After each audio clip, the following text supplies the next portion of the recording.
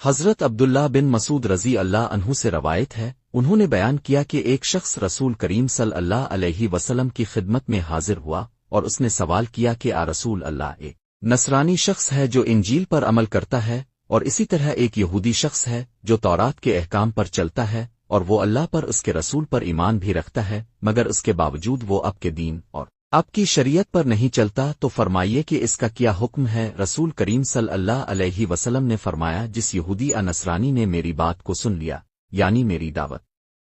اس تک پہنچ گئی، اور اس کے بعد بھی اس نے میری پیروی اختیار نہیں کی، تو وہ دوزخ میں جانے والا ہے۔ اگر کوئی یہودی نصرانی اللہ کو اور اس کے رسول کو مانتا بھی ہو، یعنی توحید کا قائل اور رسول اکرم صلی اللہ علیہ وسلم کی بھی تصدیق کرتا ہو، مگر پیروی اب کی لائی ہوئی شریعت کے بجائے تورات اور انجیل ہی کی کرتا ہو، اور اسی کو اپنی نجات کے لیے کافی سمجھتا ہو، تو وہ نجات نہیں پا سکے گا۔ اسی حقیقت کا اعلان قرآن مجید کی سورہ العمران کی اس آیت میں بھی کیا گیا ہے۔ اے نبی، جو لوگ اب کی شریعت کا اتباع اختیار کیے بغیر اللہ کو چاہتے ہیں اور اس کی بخشش حاصل کر سکنے کی خام خیالی میں مبتلا ہیں، ان سے آپ کہہ دیجئے کہ اگر تم واقعہ اللہ کو چاہتے ہو تو اس کے سوا اب اس کا کوئی راستہ نہیں ہے کہ میری شریعت کی پیروی اختیار کرو۔ اگر ایسا کرو گے تو اللہ تم سے محبت کرے گا اور تمہارے گناہ بخش دے گا،